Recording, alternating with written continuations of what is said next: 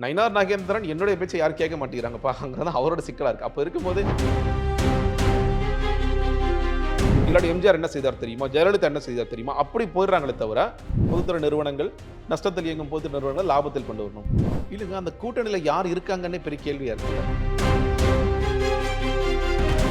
தொலைக்காட்சி விவாதங்கள்ல வர அதிமுக சார்பாக வர்றவங்க கூட பேச மாட்டேங்கிறாங்க. இந்த கான்டெம்பரரி பாலிடிக்ஸ் பேசவே மாட்டேங்கிறாங்க. நீங்க தொலைக்காட்சி விவாதங்களில் வர்றவங்க கூட எலெக்ஷன் வரைக்கும் இந்த கூட்டணி நீடிக்கும். ஏங்க நீங்க பாத்தீங்களா, நாங்களும் அவங்களுக்கு பிரிஞ்சிட்டோம்னு சொல்றீங்க, நீங்க கூட இருந்து பாத்தீங்களான்னு சொல்லி கேட்டுட்டு வேக வேகமாக டெல்லிக்கு பயணித்து இந்த கூட்டணியை ஃபிக்ஸ் பண்ணிருக்காங்க. அப்படின்னா பிஜேபியோட கூட்டணி வச்சதுக்கு அப்புறம் தான் விஜய் அவர்களுமே வந்து பாத்தீங்கன்னா இவங்க நீங்க சீட்டு கொடுத்தா நான் கூட்டணிக்குள்ள வருவேன், இது வந்து முட்டையா கோழியாங்கிற கதையா மாறிடுச்சு. விஜய் அவர்களை பொறுத்த வரைக்கும் விஜய் என்ன சுற்றுப்பயணம் போக போறாரு, எந்தெந்த இடத்துக்கு போக போறாரு, என்ன பேச போறாரு மட்டும்தான் விஜய் அவர்களும் விஜய் கொடுத்ததை பேசுறாங்க. மற்றவங்க யார்கிட்டையுமே வந்து மேடை பேச்சு பெருசாக ஆதரவு தெரிவிக்கிறதோ இல்லை கூட பயணிக்கிறதோ அந்த மாதிரியான விஷயங்கள்லாம் இல்லாமல் ரொம்ப தனியாக பயணிச்சு. சேகர் பாபு எதிர்த்து யார் நிற்க போகின்றார், அதிமுக செய்வார். இப்போ ராஜேந்திர பாலாஜி எதிர்த்து யார் நிற்க போகின்றார், செல்லூர் ராஜு எதிர்த்து யார் நிற்க போகின்றார். பல பேரை அடிச்சு வெளியே அமிச்சாங்க. அடிச்சுனா நான் வந்து அவங்க காயப்படுத்தி வெளியே அமிச்சாங்க.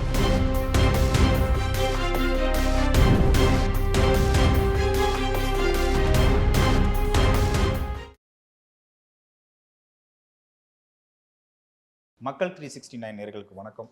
இன்னைக்கு நம்ம கூட இருக்க நபர் அரசியல் விமர்சகர் திரு ஜெகதீஸ்வரன் அவர்கள். சார் வணக்கம். வணக்கம் சார், எழுச்சி தமிழரின் புரட்சி பயணம், மக்களை காப்போம் தமிழகத்தை மீட்போம் அப்படின்னு ஒரு ஒரு ஒரு கேப்ஷனோட ஒரு பயணத்தை தொடங்கியிருக்காரு எதிர்க்கட்சி தலைவர் எடப்பாடி பழனிசாமி அவர்கள்.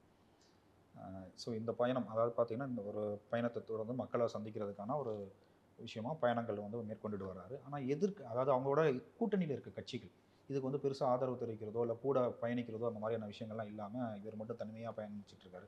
இதை நம்ம எப்படி எடுத்துக்கிறது? இல்லைங்க, அந்த கூட்டணியில் யார் இருக்காங்கன்னே பெரிய கேள்வியாக இருக்குல்ல, அதுதானே ஆரம்ப சிக்கல். நீங்கள் முதல் கூட்டத்துக்கு கோவையில் வந்து அவங்க நயினார் நாகேந்திரன் வந்தார். பாஜகவில் வந்து சில பேர்லாம் அந்த மேடைகளில் பார்த்தோம். கோவையில் சில விஷயங்கள்லாம் பேசினாங்க. கோவையில் பேச கூட கொஞ்சம் கான்ட்ரவர்ஷியலாக மாறிச்சு. அந்த அறநிலைத்துறை குறித்து அவர் பேசியது கொஞ்சம் கான்ட்ரவர்ஷியலாக மாறிச்சு. அதற்கு பிறகு அடுத்தடுத்த கூட்டங்களில் கொஞ்சம் பாஜக கொடிகளையும் பார்க்க முடிகிறது. அவர் கடலூருக்கு போனார், நாகப்பட்டினம் வரைக்கும் இல்லை பல ஊர்களுக்கெல்லாம் போயிட்டார். கொடிகள் வருது, அதாவது தொண்டர்கள் வர்றாங்க. ஆனால் அது முழுமையாக அதான் இது முழுக்க இது வந்து ஒரு என்டிஏ உடைய சுற்றுப்பயணமாக இருக்க வேண்டும்ங்கிறதா அவருடைய ஆசை கூட. அவரே சொல்றாரு, கூட்டணி கட்சி தலைவர்களுக்கு வந்து அழைப்பும் விடுத்தார். ஆனா எல்லா ஊர்களிலும் அந்தந்த மாவட்ட தலைவர்கள் உடன் பயணிக்கிறாங்களா, அவர் கூட வர்றாங்களா அப்படின்னா அது ஒரு கேள்வியாகத்தான் இருந்து கொண்டிருக்கின்றது. ஸோ அதனால இப்போ இருக்கின்ற ஒரே கூட்டணி கட்சியான பாஜகவும் இதுக்கு முழு மனசோட பண்றாங்களான்னு ஒன்று. இன்னொன்று, இன்னைக்கு பாஜகவில் இருக்கிற சிக்கல், நயினார் நாகேந்திரன் என்னுடைய பேச்சை யாரும் கேட்க மாட்டேங்கிறாங்கப்பாங்கிறது அவரோட சிக்கலா இருக்கு. அப்போ இருக்கும்போது நான் வந்துடுறேங்க, நான் தலைவராக நான் வந்துடுறேன், என்னுடைய தொண்டர்களோ என்னுடைய மாவட்ட தலைவர்களோ நான் சொன்னால் அது கேட்குறாங்களா இல்லையாங்கிறதே ஒரு குழப்பமாக ஒரு இருக்கிற காரணத்தினால அது வந்து அப்படிதான் போகுதுங்கிற பார்க்க. அதை தாண்டி இந்த சுற்றுப்பயணம்ங்கிறது முக்கியமான ஒன்றாக தான் பார்க்கின்றன. இந்த கூட்டணி கட்சியினர் வராட்டி கூட அவர் வந்து களம் இறங்கி பல விஷயங்களை பேசுகிறார். இப்போ 2வது ஊருக்கு போகும்பொழுது கல்வி கடன் குறித்து பேசுகின்றார்.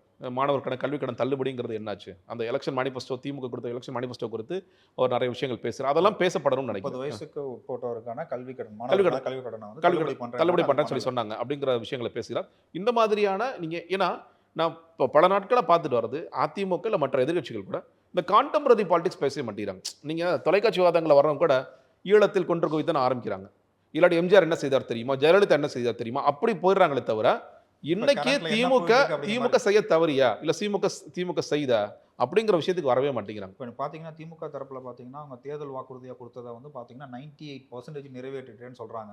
அப்படின்னு பார்த்தோம்னா இப்போ அதை தான் நான் சொல்றேன். நீங்க அந்த விஷயங்களை சொல்றது, மாணவர்களுக்கான கல்வி கட்டணம் என்ன சொல்றது, பெட்ரோல் டீசல் விலையை வந்து கம்மி பண்ணி தரேன்னு சொல்லி என்ன சொன்னது, அதை என்ன சொல்றது, கேஸுக்கான மானியம் சொன்னாங்க, அதை என்ன சொல்றது, இது மாதிரி நம்ம ஒரு லிஸ்டே சொல்லலாம். அதான் சொல்றேன். இப்போ அந்த லிஸ்ட்டை என்னை போன்றவர்கள் பல நேரங்களில் நாங்கள் பேசுறோம். நீங்க வந்து லோகாயுக்தா நீங்க சேர்த்து நான் சொல்றேன், பொதுத்துறை நிறுவனங்கள் நஷ்டத்தில் இயங்கும் பொது நிறுவனங்கள் லாபத்தில் கொண்டு வரணும், லோகாயுக்தா சட்டத்தை ஸ்ட்ராங் பண்ணுவோம், சேவை பெறும் உரிமை சட்டத்தை கொண்டு வருவோம், வருடத்திற்கு 10 லட்சம் வேலை வாய்ப்பு, 5 வருடத்தில் 50 லட்சம் வேலை வாய்ப்பு, அரசாங்க வேலை வாய்ப்புகள் 3 லட்சம் காலியாக இருக்க அரசாங்க பணிகளை நிரப்புவோம், +2 வரைக்கும் படிச்சவங்களுக்கு நீர்நிலை பாதுகாப்புக்கு அவங்கள தனியாக ரெக்ரூட் பண்ணுவோம், இப்படின்னு பல விஷயங்கள். இந்த விஷயங்களை தொலைக்காட்சி விவாதங்களில் வர அதிமுக சார்பாக வர்றவங்க கூட பேச மாட்டேங்கிறாங்க. இந்த கான்டெம்பரரி அரசியல் அதுதான் சொல்றேன். அட்லீஸ்ட் இப்போ எடப்பாடி பேசி எடுத்திருக்காருன்னு நான் பார்க்கணும். இதுதானுங்க கேள்வியை கேட்கணும். கண்டிப்பா நிச்சயம். இப்போ நீங்க வந்து இப்போ அவங்க அதிமுக போன வாட்டி அவங்க பேசும்பொழுது ஜெயலலிதா வந்து ஃப்ரீ ஃபோன்ஸ் கொடுக்குறேன் நாங்கள், அது என்னாச்சு அப்படின்னு சொல்லி கேட்டாங்க. விவசாய கடன் தள்ளுபடின்னு சொன்னாங்க, என்னாச்சுன்னு போன்ற கேள்விகளை கேட்டாங்க.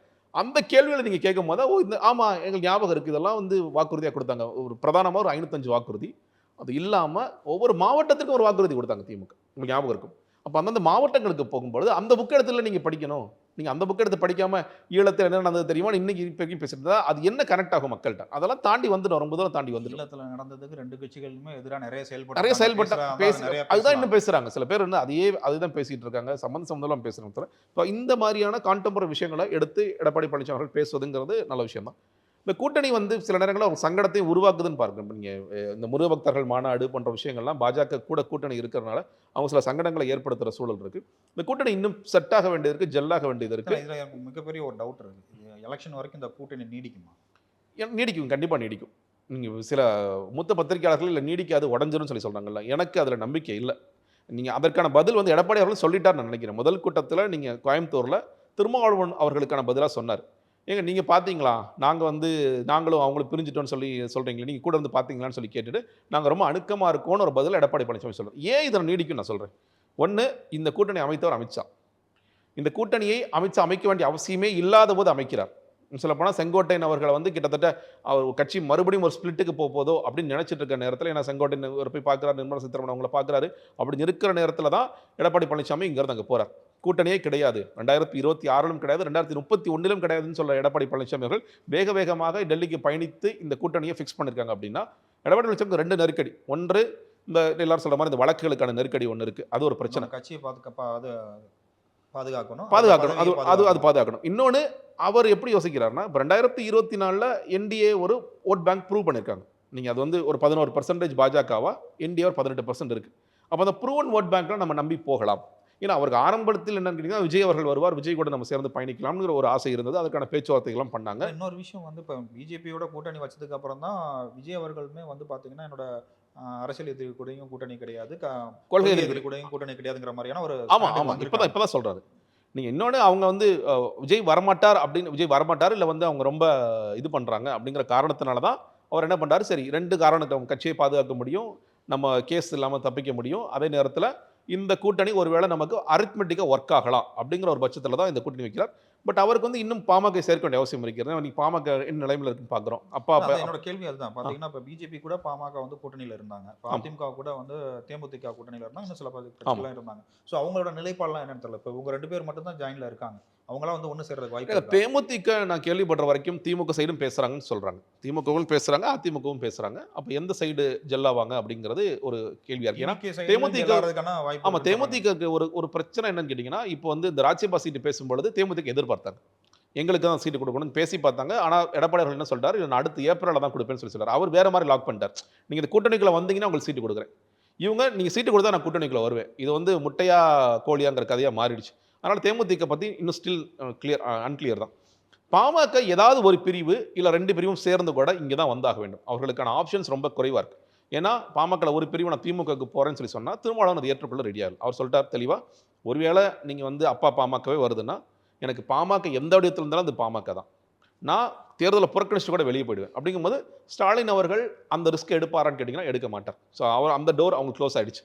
ஸோ அவங்களுக்கு 2 பேர் பிரிஞ்சு தான் இருக்க போறாங்கன்னா, ஒருத்தருக்கு விஜய் ஒரு ஆப்ஷனா இருக்கலாம். விஜய் தனிச்சு நிற்க போறார் அப்படிங்கிற நேரத்துல, இன்னொரு ஆப்ஷனா அதிமுக கூட்டணி, என்டிஏ கூட்டணி தான் வருவாங்க. பட் எது பலம் வாய்ந்த பாமகவாக இருக்கிறது அப்படிங்கிற கேள்வி. ஏன்னா இவங்க ஒன்றுபட்ட பாமக தான் அது பலம். இது உடைஞ்சிருச்சுன்னா அந்த பலமும் குறைஞ்சிரும். ஷீட் ஷேரிங்லையும் குறையும். 90% இது பாமக தொண்டர்கள் வந்து அன்புமணி பக்கத்துல தான் இல்ல அது இருக்காங்க. தெரியாதுல்ல நமக்கு. நமக்கு இப்போ நீங்க ராமதாஸ் அவர்கள் என்ன சொல்றீங்க, ஒண்ணும் இல்ல அவங்க மகளிர் மாநாடு நடத்துனாங்கல்ல. அதுல கூட்டம் வந்துருச்சே. அவர் கரெக்ட்டா ஒரு ஸ்ட்ராட்டஜிக்கலா ஒரு வேலை பண்ணாரு. அவங்க பொண்ணை ஏத்திட்டாரு. நீங்க ஏன் வந்து அன்புமணி பின்னாடி போறாங்க?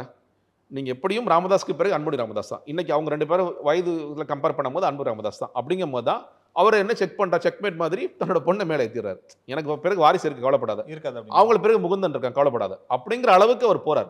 அப்படி இருக்கும்போது இந்த கூட்டம் இங்கேயும் வரும்ல. இல்லங்க அவர் இல்லங்க இங்கேயும் ஒரு கூட்டம் இருக்குங்க அப்படிங்கிறது மாறும். ஸோ எப்படி பார்த்தாலும் நீங்க பிளவுபட்ட பாமகங்கிறது ஒரு வீக்கான பாமக தான் இருக்கும். அப்புறம் ஸ்ட்ராங்கான பாமக உருவாகணும். இல்ல இந்த குரூப்ல ஏதாவது ஒருத்தருக்கு வரணும். இப்போ இன்னைக்கு இந்த கூட்டணி வந்து முழுக்க ஜெல்லாயிடுச்சா இல்லை ஜெல்லாகுமான்னு கேட்டீங்கன்னா இன்னுமே காலம் இருக்குன்னு தான் பார்க்குறேன். ஏன்னா ராமதாஸ் அவர்களே சரியாயிடும், ஆனால் ஜனவரி ஆகும், டிசம்பர் ஆகும்னு அவர் சொல்றார். அவருக்கு என்ன கணக்குகள் இருக்குன்னு சொல்லி தெரியல. இப்போ இந்த கூட்டணி இது முழுமை பெற்றால்தான் நீங்கள் ஒரு கூட்டணியாக இது வந்து சேர்ந்து அடுத்தடுத்த சுற்றுப்பயணங்களை அதை பயன்படுத்த முடியும். நீங்கள் அந்த ஒரு அடுத்த சுற்றுப்பயணம் புதுக்கோட்டை அந்த சைட்லாம் போகிறார். ஸோ அந்த இடத்துல பாமகவும் இருக்காங்க, தேமுதிகவும் இருக்காங்க, மற்ற சின்ன சின்ன கட்சிகள் அமைப்புகளும் இருக்காங்கன்னா அது ஒரு பலம் வாய்ந்ததாக இருக்கும் எடப்பாடி பழனிசாமிக்கு. அது இன்று வரை கைகூடவில்லைன்னு தான் பார்க்குறேன். கண்டிப்பாக, நிச்சயமாக. அதே மாதிரி பார்த்தீங்கன்னா இப்போ இது வந்து ஒரு 4 முனை போட்டியாக வரப்போகுது. அதாவது டிஎம்கே கூட்டணி ஒரு பக்கமாகவும், அதிமுக கூட்டணி ஒரு பக்கமாகவும், நாம் தமிழர் ஒரு பக்கமாகவும், டிவிகே ஒரு பக்கமாகவும் நிற்க போகிறாங்க. அதுதான் ஒரு இப்போ வரைக்கும் இருக்கிற ஒரு முடிவாக இருக்குது. ஸோ இது யாருக்கு வந்து சாதகம் இந்த 4 முனை? இல்லைங்க, நீங்கள் டிவிக்கே வந்து ஒரு கூட்டணி ஒரு கூட்டத்தில் பேசும்பொழுது திரு விஜய் அவர்கள் வந்து டிஎம்கே அகேன்ஸ்ட் டிவிகே அப்படி தான் அந்த களம் போகும் அப்படின்னு அவர் டிக்ளேர் பண்ணார். ஆனால் இன்னைக்கு அந்த அளவிற்கு செயல்பாடுகள் நீங்கள் வந்து அதாவது டிஎம்கே எதிர்க்கிற அளவுக்கு செயல்பாடுகள் இருக்கான செயல்பாடுகள் துவங்கி இருக்கிறாங்க. இன்னும் போக வேண்டிய இடம் இருக்குது. நான் முன்னாடி சொன்ன மாதிரி நீங்கள் அவர் வந்து என்ன செய்கின்றார், விஜய் அவர்களை பொறுத்த வரைக்கும் விஜய் என்ன சுற்றுப்பயணம் போக போகிறார், எந்தெந்த இடத்துக்கு போக போகிறார், என்ன பேச போகிறார் மட்டும்தான் அது உண்மையிலேயே ஃபர்ஸ்ட் பொசிஷனாக செகண்ட் பொசிஷனாக அந்த டிசைட் பண்ணு பார்க்குறேன். இன்னைக்கு நிலைமைக்கு நீங்கள் வந்து யார் 2வது இடம் வருவாங்க, யார் முதலிடம் வருவாங்கன்னா அது இன்னும் வைட் ஓப்பனாக தான் இருக்குது. திமுக இல்லை அதிமுக அப்படிங்கிற மாதிரி ஒரு இருமுனை போட்டியாக தான் மாறிட்டு இருக்கு. அப்போ அது மும்முனை போட்டி இல்லை வந்து இருமுனை போட்டி திமுக அகேன்ஸ்ட் டிவிகேன்னு வரணும்னா டிவிகே இன்னும் கடுமையாக உழைக்க வேண்டிய அவசியம் இருக்குன்னு பார்க்குறேன். நீங்கள் டிவிகேவா பாமக டிவிகே வந்து 2வது இடத்துக்கோ இல்லை முதல் இடத்துக்கோ வர்றதுக்கான வாய்ப்புகள் இருக்கா? என்ன விஜய் செய்கிறாருங்கிற பொறுத்து தான். இன்னைக்கு அதில் வந்து நான் வந்து அவர் போக வேண்டிய தூரம் அதிகமாக இருக்குன்னு நான் சொல்கிறேன். நீங்கள் இன்னும் கடுமையாக அவர் ட்ராவல் பண்ண வேண்டிய அவசியம் இருக்குது. பல இஷ்யூஸ் எடுத்து பேச வேண்டியது இருக்குது. ஏன்னா காலம் ரொம்ப குறைவாக இருக்குது. எதிர்பார்ப்புங்கிறது இன்னும் முன்னாடியே வருவார்ன்றச்சோ இப்போ வந்திருக்காரு. அப்படி வரும்போது இன்னும் கடுமையாக பல வேலைகள் ஏன்னா இவர்களுக்கு இல்லாத ஒன்று இவருக்கு என்னன்னு கேட்டிங்கன்னா இயல்பாகவே கூட்டம் வரும். நீ கஷ்டப்பட்டு ஆளை கூட்டிட்டு வர அவசியம் இல்லை. ஒரு மாவட்ட செல்லும் கஷ்டப்பட்டு கூட்டு விஜய் இந்த ஊருக்கு வராருங்க, விஜய் இந்த பாயிண்ட்டுக்கு வராருன்னு சொன்னாலே ஆட்டோமேட்டிக்காக கூட்டம் வரும். அவர் என்ன பேச போகின்றார், அப்போ அந்த இடத்துல என்ன பேச போறார், என்னோட ஊர் பிரச்சனை என்ன பேச போறார், மக்கள் பிரச்சனை என்ன பேச போகின்றாருங்கிறதா அவருக்கான வாக்குகளாக மாறுமா இல்லையாங்கிறது இருக்கு. இன்னைக்கு இது ஒரு இருமுனை போட்டியாக இருக்கு. இது மும்முனை போட்டியாகவோ இல்லை திமுக அகேன்ஸ்ட் டிவிகேங்கிற இருமுனை போட்டியாக மாறுவதுங்கிறது விஜயோட கைகளில் மட்டும்தான் நிற்கும். அப்போ விஜய் அவர்கள் மேலே இன்னொரு மிகப்பெரிய ஒரு குற்றச்சாட்டு இருக்கு. அந்த கட்சியை சார்ந்து பார்த்தீங்கன்னா ஒரு அனுபவம் வாய்ந்த ஆட்கள் யாருமே கூட இல்லை, அவரை கைட் பண்ணுறதுக்கு சரியான நபர்கள் இல்லைங்கிற மாதிரி என்ன சொல்கிறாங்க. எல்லாருமே ஒரு புதியவர்களாக இருக்காங்க. எவ்வளவோ பேர் வந்தாங்க. மேடை பேச்சு அப்படிங்கிற ஒரு விஷயம் வந்து தெளிவாக யாருக்கிட்டையுமே கிடையாது. விஜய் அவர்களும் அது எழுதி கொடுத்ததை பேசுகிறாங்க, மற்றவங்க யார்கிட்டையுமே வந்து மேடை பேச்சுன்னு கிடையாது. பேச்சுங்கிறது ரொம்ப முக்கியம். இதுக்கு முன்னாடி இருந்தவங்கலாம் பேசி தான் நாட்டை பிடிச்சாங்க. ஆமாம் ஆமாம் அப்படிங்கிற ஒரு விஷயத்த வந்து மேற்கோள் காட்டுறாங்க. இந்த விஷயத்தை நம்ம எப்படி எடுத்துக்கலாம்? இல்லைங்க, பேச்சு மட்டும் கிடையாது, செயல்பாடுகளும் முக்கியம் தான் நான் பார்க்கின்றேன். விஜய் அவர்கள் பேசுறது கனெக்ட் ஆகுது மக்கள்கிட்ட. நீங்கள் வந்து விக்கிரவாண்டியில் பேசிய பேச்செல்லாம் ரொம்ப சாதாரண மக்கள்கிட்ட ரொம்ப நல்லா கனெக்ட் ஆச்சுன்னு பார்க்குறேன். ரொம்ப இயல்பாக தான் பேசுகிறார். அது அந்த பவர் இருக்குது. நீங்கள் சொல்கிற மாதிரி வேறு யாராவது அவருக்கு ஈக்குவலாக இல்லை வந்து ஒரு கட்சி தலைவர்கள் கட்சி 2ஆம் கட்ட தலைவர்களாக பேசுகிறாங்கன்னா இல்லை, அது நிறைய குழப்பங்கள் இருக்குது. ஆனால் நீங்கள் கேட்ட மாதிரி பல பேர் வந்தாங்க, யாரையும் விடாமல் பார்த்துக்கிட்டாங்க அவங்க, அவ்வளோதான். நீங்கள் புஷி ஆனந்தும் ஜான ஆரோக்கியசாமி யாரும் உள்ளே வந்துடக்கூடாதுங்கிறது ரொம்ப தெளிவாக வேலை பார்த்தாங்க. எல்லாத்தையும் வந்து பல பேரை அடித்து வெளியே அமிச்சாங்க. அடிச்சுனா நான் வந்து அவங்களை காயப்படுத்தி வெளியே அமிச்சாங்க. யாரும் வந்துடக்கூடாதுங்க ரொம்ப தெளிவாக இருந்தாங்க. அது ஒரு என்னை பொறுத்த வரைக்கும் அது ஒரு பெரிய பின்னடைவு தான். இந்த கட்சி அதை எப்படி பார்க்குறதுன்னு தெரியல. விஜய் அவர்களோட அந்த கரிஷ்மா மட்டும் வச்சுக்கிட்டு ஒரு ஃபேன் ஃபாலோவர்ஸ் மட்டும் வச்சுக்கிட்டு மேலே வந்துட முடியுங்கிறது உங்களோட மிகப்பெரிய அது ஒரு ஏன் அனுபவசாலிகள் வேணும்னு நான் சொல்கிறேன். நீங்கள் ஒன்றும் இல்லை, இப்போது இங்கே திமுகவில் சில முக்கியமான ஆட்கள் சொல்கிறேன். KN நேரு. இப்போ KN நேரு எதிர்த்து தமிழக வெற்றி கழகத்தில் யார் நிற்கப் போகின்றார்? சேகர் பாபு எதிர்த்து யார் நிற்கப் போகின்றார்? அதிமுக செய்கிறார். இப்போ ராஜேந்திர பாலாஜி எதிர்த்து யார் நிற்கப் போகின்றார்? செல்லூர் ராஜு எதிர்த்து யார் நிற்கப் போகின்றார்? நீங்கள் வந்து விஜயபாஸ்கர் எதிர்த்து யார் நிற்கப் போகின்றார் அப்படிங்கிற கேள்விகள் இருக்குல்ல. அந்த கேள்விகள் அது சாதாரண கேள்வி இல்லை. இவங்களுடைய பலம் என்னங்கிறது நமக்கு தெரியும். கண்டிப்பாக நீங்க என்னதான் பண்ணாலும் நீங்க வந்து KN நேரு டிசைட் பண்ணிட்டாருன்னா KN நேரு ஜெயிக்க வச்சிருவார். திருச்சி மண்டலத்தை ஜெயிக்க வச்சிருவார். அப்போ அதை நீங்கள் உடைக்கணும்னா அதை விட பெரிய அனுபவசாலி உங்களுக்கு வேணும்ல. கண்டிப்பாக. நீங்கள் ஏன்னா அரசியலுக்கு சாதாரண விஷயம் இல்லை. நீங்கள் மைக்ரோ லெவலில் இன்றைக்கி வேலை நடந்துட்டு இருக்கு. நீங்கள் பூத் லெவலில் என்ன நடக்கும்னு நமக்கு தெரியும். அப்போ நான் அதெல்லாம் தெரியாமல் நீ திடீர்னு போய் களத்தில் குதிச்சிங்கன்னா ஒன்றுமே புரியாது. இந்த களம் வந்து ரொம்ப கடுமையாக இருக்கும். அதனால் அந்த அனுபவசாலிகளை விட்டிருந்தால் சரியாக இருக்குங்கிறது என்னுடைய பார்வை. கண்டிப்பாக, நிச்சயமாக. அனுபவ ரீதியாக பல்வேறு விடயங்களை பகிர்ந்துக்கிட்டீங்க. நீங்கள் கொடுத்த அந்த பொன்னான நேரத்துக்கும் இந்த நேர்காணலுக்கும் ரொம்ப நன்றி.